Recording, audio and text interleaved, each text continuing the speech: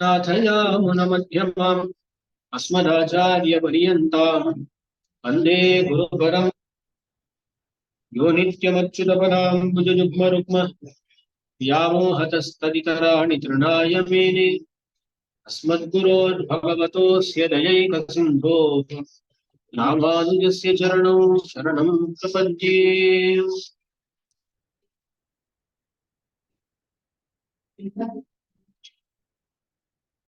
कभी ना कभी उसको समाप्त करना है, इसलिए आज उस चरित्र को समाप्त करने वाले हैं। रामानंद स्वामी जी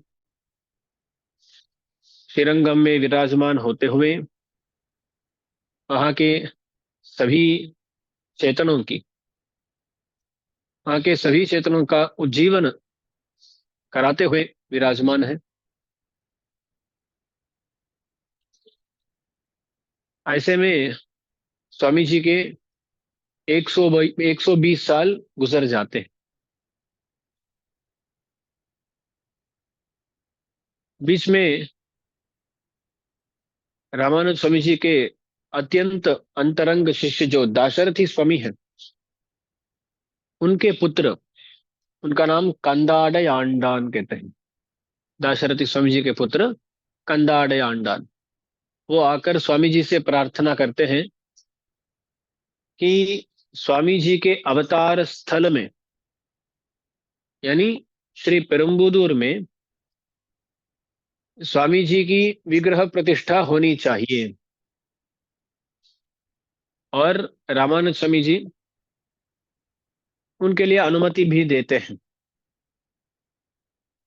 तो वो जाकर गुरुपुष्य में श्री पेरुम्बुदूर में रामानंद स्वामी जी की विग्रह प्रतिष्ठा कराते हैं। तो रामानंद स्वामी जी का ये दूसरा दिव्य मंगल विग्रह है, अर्चा विग्रह, उनके समय में ही प्रतिष्ठित होता है। वो भी जिस दिन वहां भूतपुरी में प्रतिष्ठा हो रही थी, तब रामानुज स्वामी जी के दिव्य मंगल विग्रह में थोड़ा क्लेश हुआ, क्योंकि कुछ शक्ति यहां से वहां शायद जा रही है।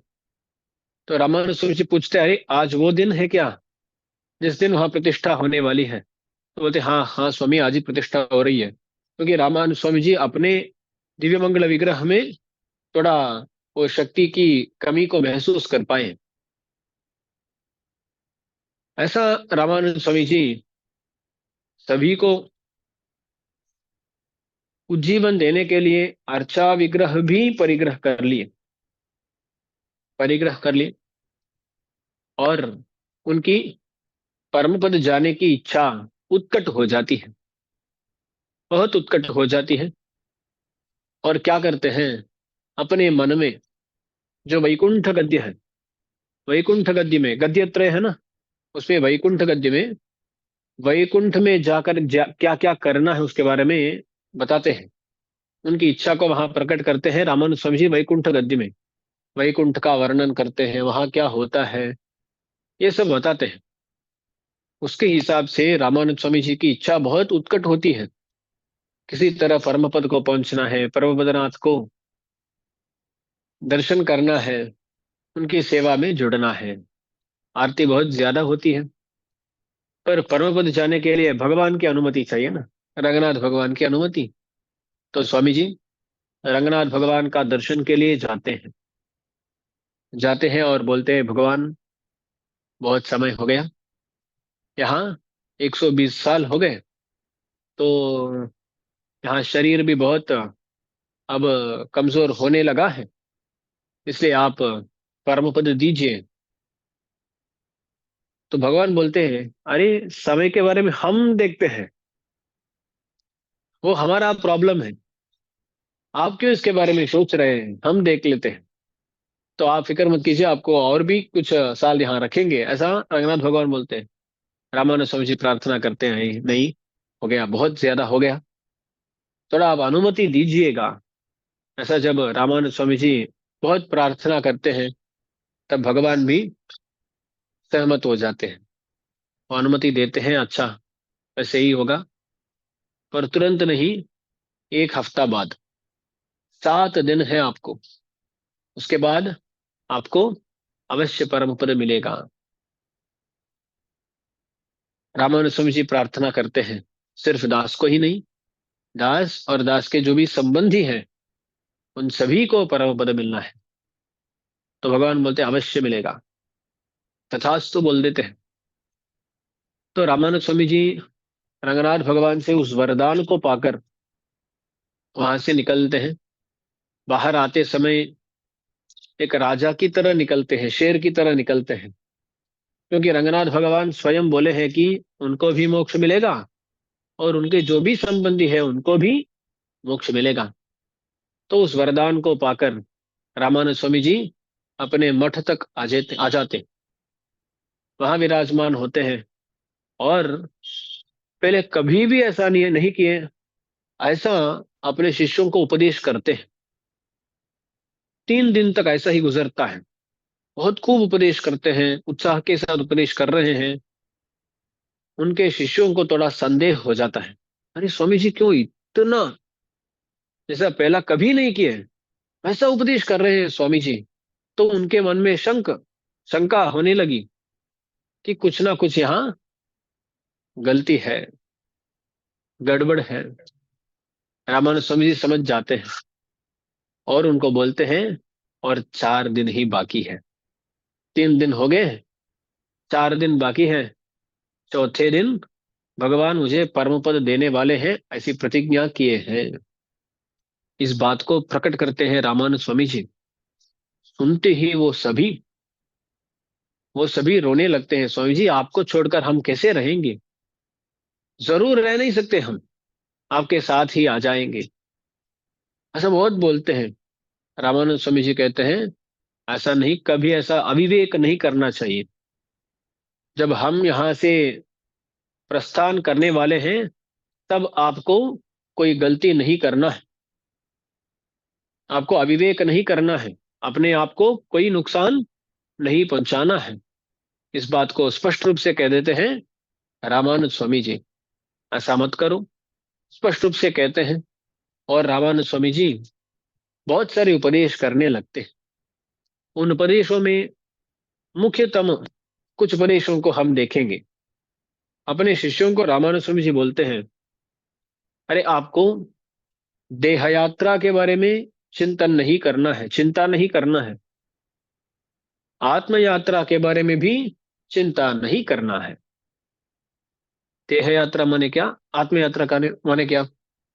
आत्म यात्रा माने इस आत्मा को मोक्ष तक पहुंचना है ना, वो आत्म यात्रा है। देह यात्रा माने इस देह के साथ समय बिता रहे हैं, जीवन बिताना वही देह यात्रा है। इन दोनों के बारे में चिंता नहीं करना है बोलते हैं रामानुज स्वामी जी। अरे क्यों चिंता नहीं करना है? तो स्वामी जी बोलते हैं ये जो देह यात्रा है ना, ये कर्मानुरूप है। कर्मानुरूप है यानी हम जो पहले कर्म किए हैं, पुण्य हो पाप हो, उनके हिसाब से इस देह में सुख और दुख का अनुभव करना ही पड़ेगा, उससे कोई बच नहीं सकते। तो देह यात्रा के बारे में चिंता करके क्या होने वाला है?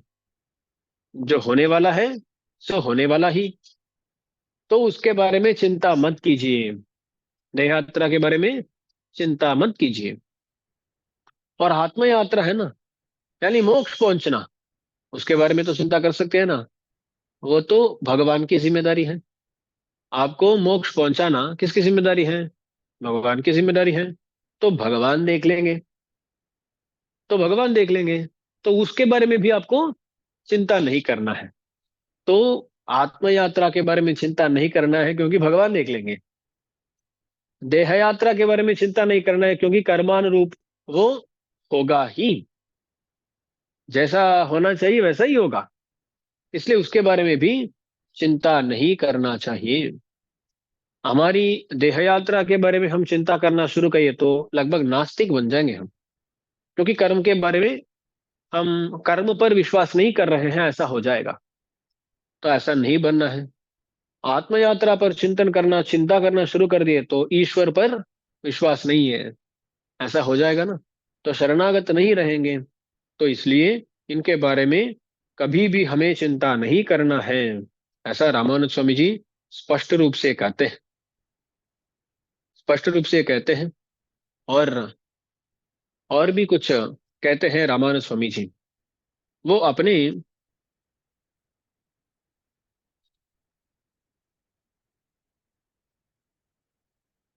शिष्यों को बोलते हैं, दुनिया में तीन तरह के लोग होते हैं। अनुकूल लोग होते हैं, प्रतिकूल लोग होते हैं, अनुभय होते हैं।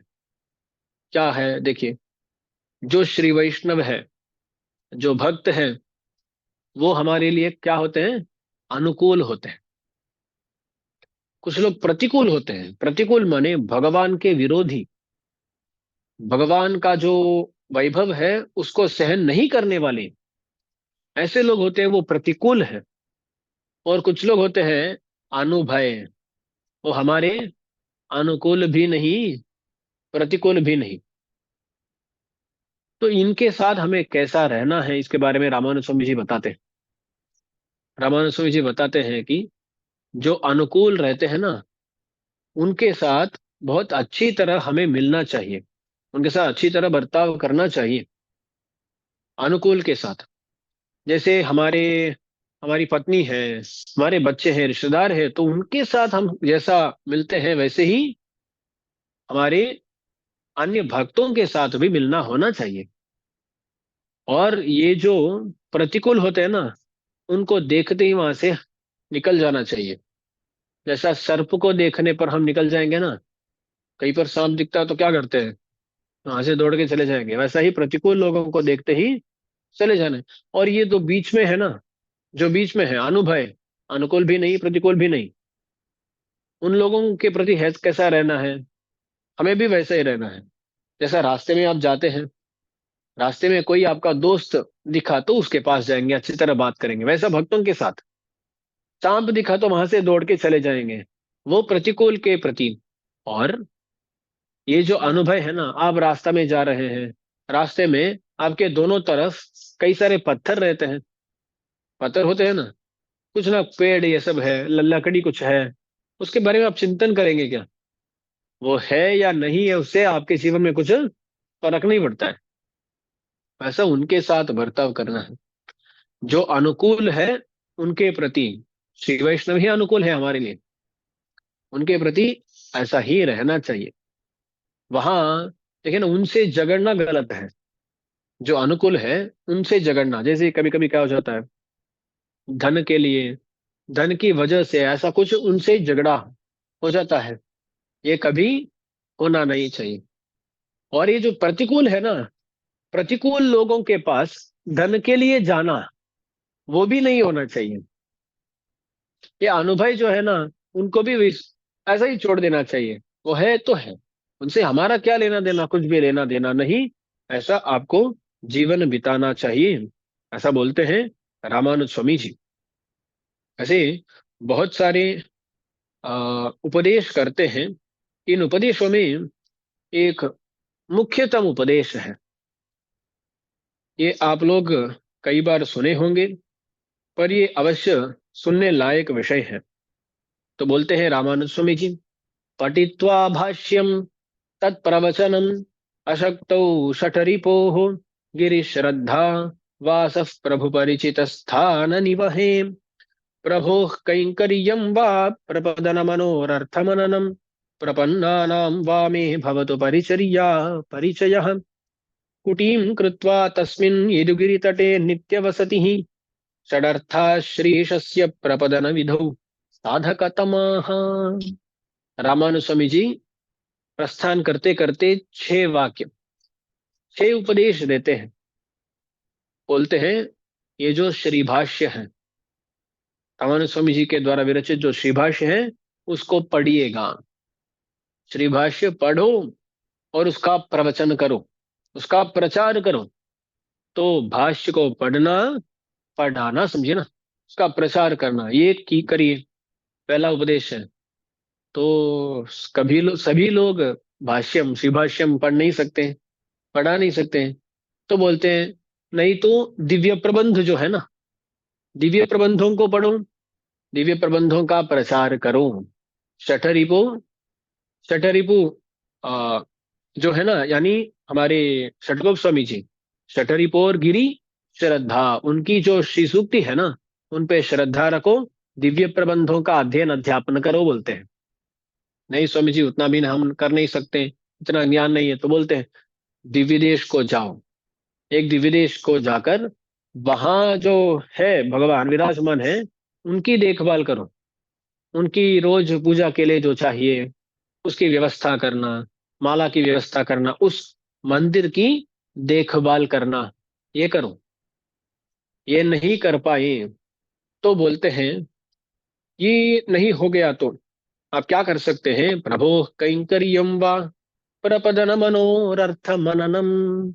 जो द्वयमंत्र है ना, जो द्वयमंत्र है, द्वयमंत्र का अनुसंधान करते, उसका अर्थानुसंधान करते रहो कहीं पर, ये भी नहीं हो पा रहा है, तो बोलते हैं कहीं दिव्य देश में जाकर एक वास, कहीं दिव्य देश में जाकर वास करो, मंदिर की देखभाल ये सब छोड़ो, कहीं एक अच्छी जगह में जाकर वास करो।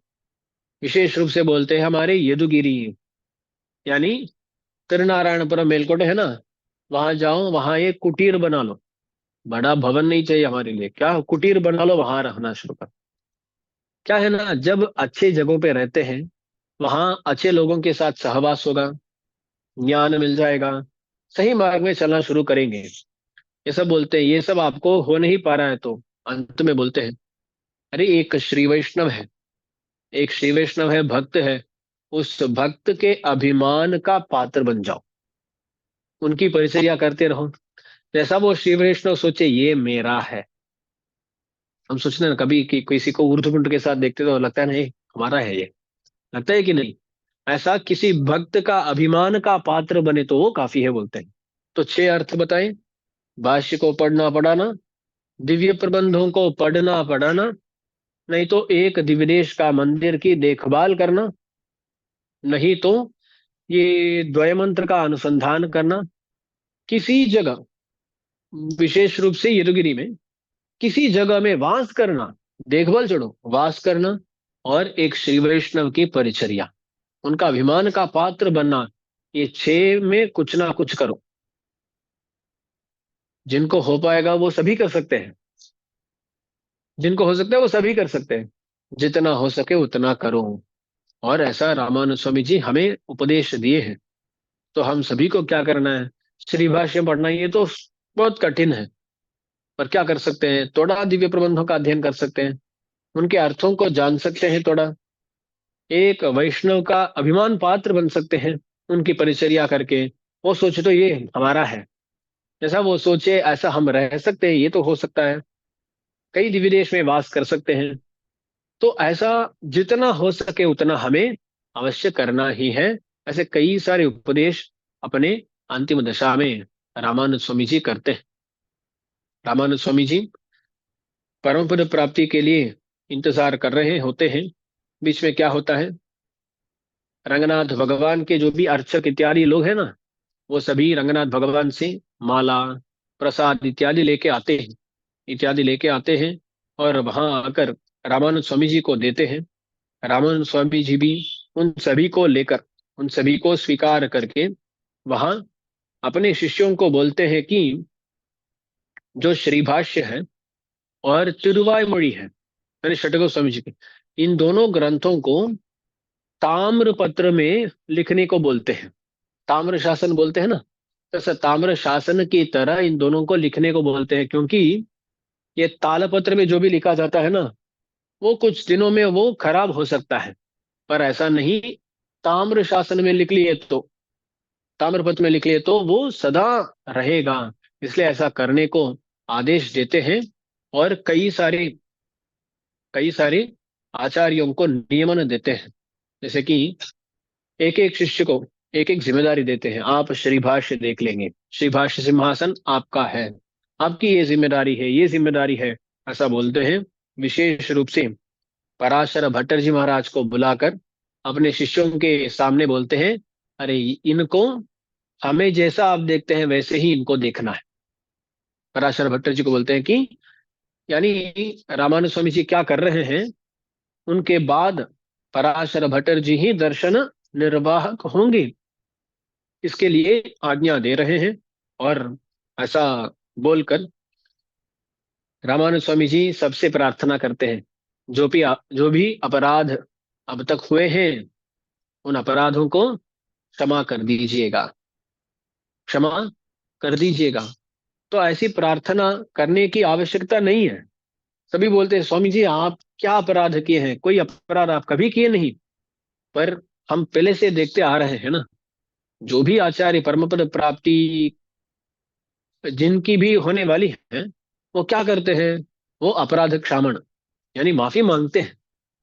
वो अपराध किए या नहीं, कहीं पर किसी के मन में कुछ दुख कभी हुआ हो तो वो भागवतापचार अति क्रूर होता है, इसलिए सभी लोग माफी मांगते हैं। रामानुज स्वामी जी भी करते हैं। रामानुज स्वामी जी भी सभी भक्तों के सामने बोलते हैं कि आप कोई भी अपराध मेरे द्वारा कभी किया हो तो उसको माफ कर दीजिएगा। और कई सारे आचार्यों को नियमन देते हैं।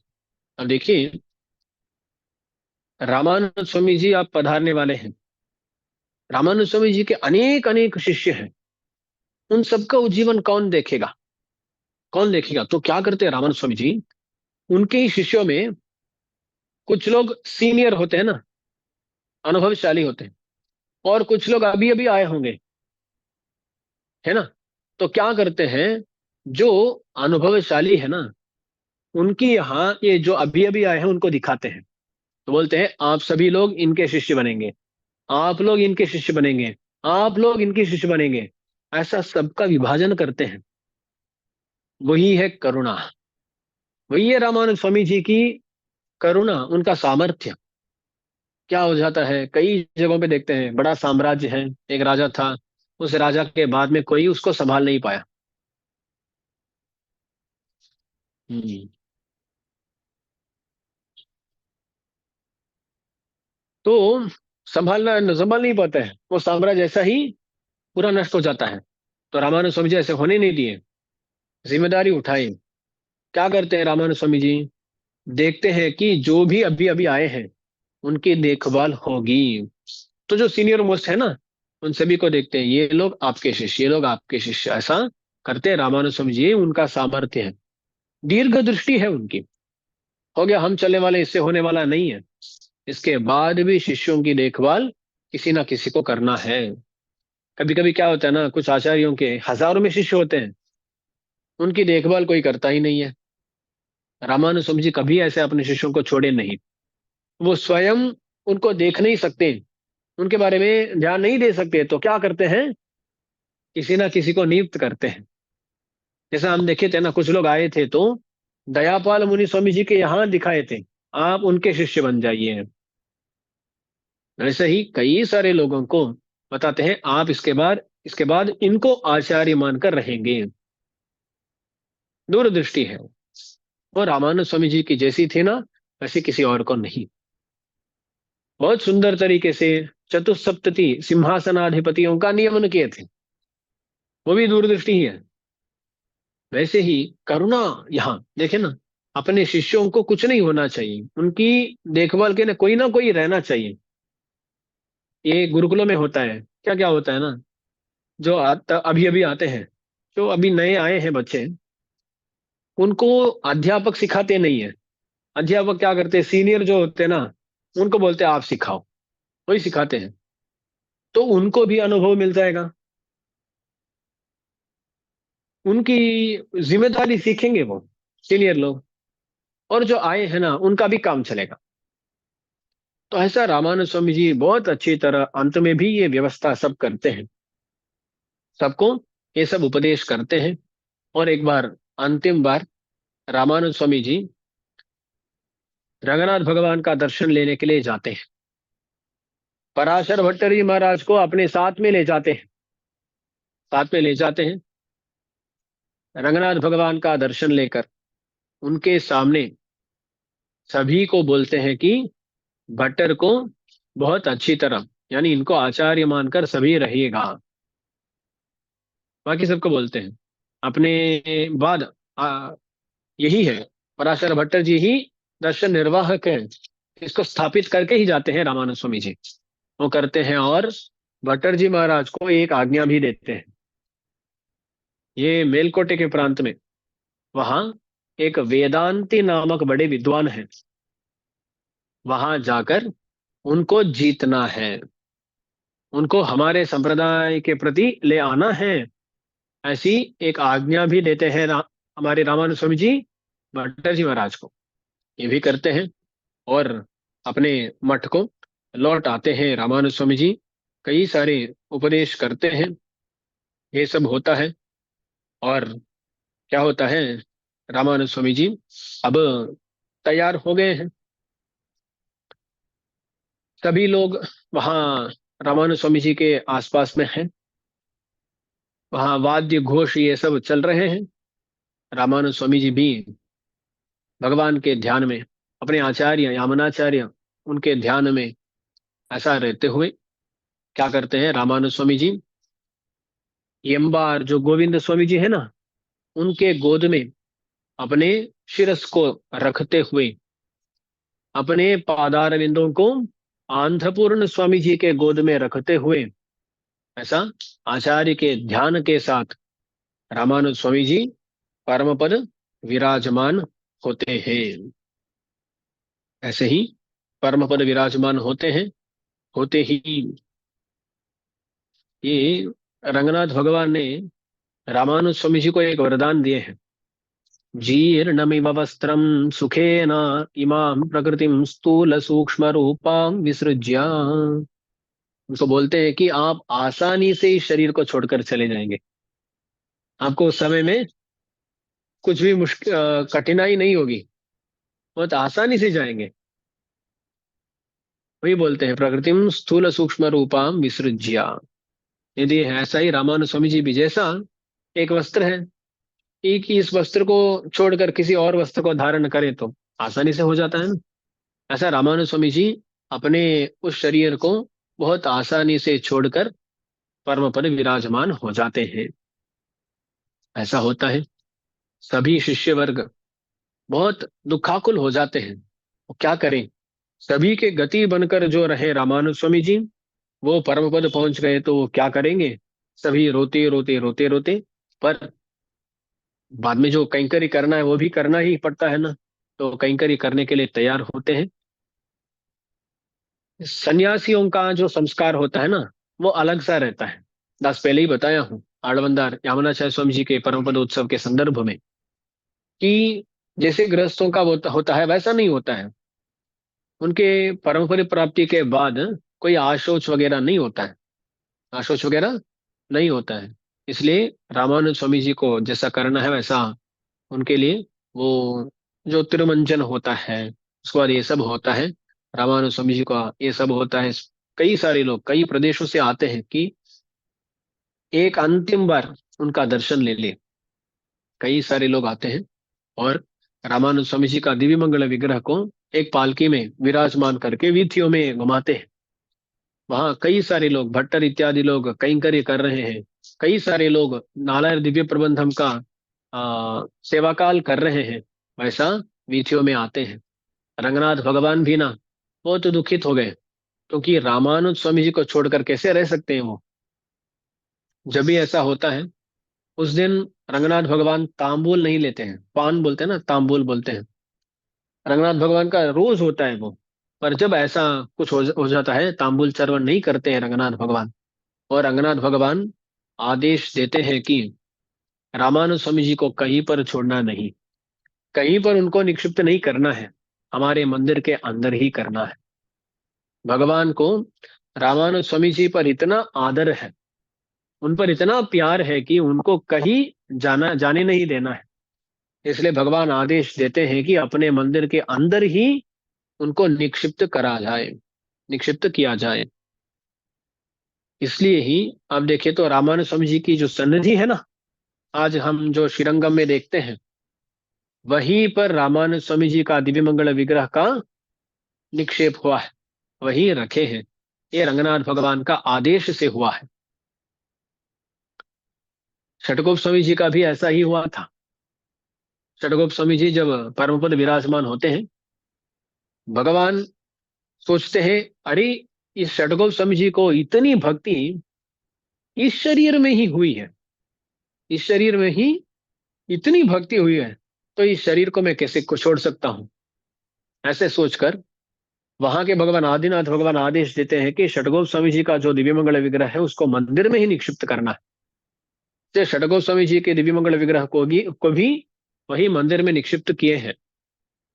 बोला जाता है कि वहां जो पेड़ है ना, वो तिंत्रणी वृक्ष है ना, उसके पास ही उनका भी निक्षेप हुआ है। वैसे ही रामानुज स्वामी जी के दिव्य मंगल विग्रह को भी अपने ही मंदिर के अंदर रखना चाहते हैं भगवान। उतना आदर है। ज्ञानी ये विग्रह तोड़े आदरी कुम बोलते हैं। जो बड़े भक्त होते हैं ना, सिर्फ उनका जो आत्म वस्तु है उसको ही नहीं, बल्कि उनका जो दिव्य मंगल विग्रह होता है उस पर भी भगवान का आदर होता है। ऐसा भगवान बहुत आदर दिखाते हैं और रामानुज स्वामी जी को वही निक्षिप्त किया जाता है। रामानुज स्वामी जी वहां निक्षिप्त होते हैं। उनके जो भी संस्कार करना है वो सभी अच्छी तरह से होते हैं, ये सब होता है। और उसके बाद रंगनाथ भगवान की अनुमति लेकर, जो हम पहले देखे थे ना, कंदाड़े आंडान स्वामी जी, कौन है? कंदाड़े आंडान स्वामी जी, वही क्या करते हैं, उसी जगह में, जैसा कि रामानुज स्वामी जी जो नीचे विराजमान है वही ऊपर आए हो, जैसा वो आए हो वैसा वहां नूतन विग्रह प्रतिष्ठा करते हैं। अच्छा, जहां रामानुज स्वामी जी की प्रतिष्ठा हुई नीचे, क्योंकि ये जो सन्यासियों का अ, अंतिम संस्कार होता है ना, वो खनन बोलते हैं। दहन संस्कार नहीं होता है, खनन संस्कार होता है, नीचे निक्षिप्त कर देते हैं। वहां ही ऊपर उनकी ही तरह एक दिव्य मंगल विग्रह की प्रतिष्ठा करते हैं। कौन? कंदाडे आंडान स्वामी। आजकल ये एक अपवाद फैला है कि रामानुज स्वामी जी ही ऊपर आ गए हैं। ये तो वही उनका ये आ, पार्थिव देह है, भौतिक शरीर, ये सब कुछ ना कुछ बोलते हैं। पर ऐसा नहीं है। अंदर निक्षिप्त करते हैं, वही सन्यासियों का होता है। उसके ऊपर कंदाड़े आंडान स्वामी, जैसे कि स्वामी जी बाहर आए हो ऐसी भावना से वहां रामानुज स्वामी जी की तिरुमेनी की प्रतिष्ठा किए हैं। जो कि रामानुज स्वामी जी अर्चा रूप में सदा विराजमान ही है, इसलिए उनका जो परम पदोत्सव होता है ना उसको मनाते नहीं है। उनका जो तीर्थ बोलते हैं परम पदोत्सव है, हमारा मानना यह है कि रामानुज स्वामी जी कभी यहाँ से गए ही नहीं, इसलिए उनका अलग सा तीर्थोत्सव नहीं बनाते हैं। तो रामानुज स्वामी जी ऐसा विराजमान है। आज तक हम सभी को, हमें दर्शन देते हुए रामानुज स्वामी जी विराजमान है। वो भूतपुरी में हो, श्रीरंगम में हो, या तिरुनारायणपुरम में हो, सभी जगहों में रामानुज स्वामी जी विराजमान है। ये रामानुज स्वामी जी ही हमारे संप्रदाय में अत्यंत मुख्य स्थान वहन करते हैं और गुरु परंपरा में मध्यम मणि बनकर रहते हैं। रामानुज स्वामी जी अपनी अंतिम दशा में अपने शिष्यों को बोलते हैं कि आपके बीच में सौभ्रात्र होना चाहिए, कोई झगड़ा इत्यादि नहीं होना चाहिए। वैसे ही रामानुज स्वामी जी के बाद भी जो भी दाशरथी स्वामी जी के पुत्र है, कुरेश स्वामी जी के पुत्र भट्टर स्वामी जी हैं, ये सभी बहुत सौभ्रात्र के साथ, यानी बहुत स्नेह के साथ वो रहते हैं और संप्रदाय का वर्धन में ही उनकी दृष्टि रहती है। तो इसके बाद रामानुज स्वामी जी के बाद गोविंद स्वामी जी, उसके बाद पराशर भट्टर जी महाराज, ऐसे ही संप्रदाय का वर्धन करते हैं। रामानुज स्वामी जी के बाद बहुत कम दिनों तक गोविंद स्वामी जी विराजमान थे श्रीरंगम में। वो तो तुरंत ही रामानुज स्वामी जी को पाना चाहते हैं, उनका विश्लेष सहन नहीं कर पाते हैं। पर कुछ दिन रहते हैं और उसके बाद रामानुज स्वामी जी के पास ही चले जाते हैं। हमारे गोविंद स्वामी जी भी बहुत दिन नहीं रहते, कुछ दिन रहते हैं। पर भट्टर जी महाराज के आचार्य हैं गोविंद स्वामी, इसलिए गुरु परंपरा में उनको जोड़ा जाता है। रामानुज स्वामी जी, रामानुज स्वामी जी के बाद गोविंद स्वामी, और उनके बाद पराशर भट्टर जी महाराज। तो यहाँ रामानुज स्वामी जी का चरित्र तक देखे हैं तो बीच में है हम, आधा हुआ है। इसके बाद जो भी आचार्य हैं, पराशर भट्टर जी का जो वैभव है ना, वो अत्यंत श्लाघ्य है, बहुत सुंदर है। रामानुज से स्वामी जी से भी अधिक है बोलना चाहिए। तो बहुत सुंदर एक चरित्र है। उस चरित्र का अनुभव आने वाले कालक्षेपों में होगा। वो कब होगा ये इत्यादि हमारे ग्रुप में अनाउंस किया जाएगा। बीच में थोड़ा अल्प विराम, कल बोले थे ना हम, अल्प विराम होगा और हमारे ग्रुप में हम भट्टर स्वामी इत्यादि आचार्यों का चरित्र देखेंगे, क्योंकि वो देखना भी बहुत मुख्य होता है। रामानुज स्वामी जी का चरित्र तो ज्यादातर लोगों को पता होता है, उनके पहले जो आचार्य थे कम ही है, उनका भी चरित्र पता हो जाता है। पर रामानुज स्वामी जी के बाद जो आए थे ना, उनके बारे में इतना जानकारी मिलती नहीं है। तो इसलिए उनके बारे में जानना अति आवश्यक है। कैसे इस संप्रदाय को और भी प्रवर्धित किए वो लोग, बीच में बहुत सारे कठिनाइयों को भी वो सहन किए हैं, वो भी है। बहुत सारे प्रबंधों की रचना किए हैं, ग्रंथों की रचना किए हैं, व्याख्यानों की रचना किए हैं, उसके बारे में भी हमें देखना है। और वराबर मुनि स्वामी जी, रामानुज स्वामी जी फिर से अवतार करते हैं, क्योंकि हम रामानुज स्वामी जी के अवतार के प्रारंभ में देखे हैं कि भगवान उनको आदेश देते 200 साल रहने को, 120 साल में यहाँ से प्रस्थान कर लिए स्वामी जी, तो और भी 80 साल बाकी हैं। उनको पूर्ण करने के लिए फिर से आते हैं वराबर मुनि स्वामी जी बनकर। पर रामानुज स्वामी जी जो किए हैं वो अलग कैंकर्य है, वरावर मुनि स्वामी जी बनकर जो किए हैं वो अलग है। उनमें साम्य क्या है, वैषम्य क्या है, इन सभी बातों को हम आने वाले कालक्षेपों में खूब देखेंगे। तब मिलते हैं। श्रीमते रम्यजा मातर मुनीन्द्राय महात्मने श्रीरंगवासिने भूयात नित्य श्री नित्य मंगलम। ஆழ்வார் எம்பெருமானார் ஜீயர் திருவடிகளே சரணம்। जय श्रीमन्नारायण जय श्रीमन्नारायण जय श्रीमन्नारायण।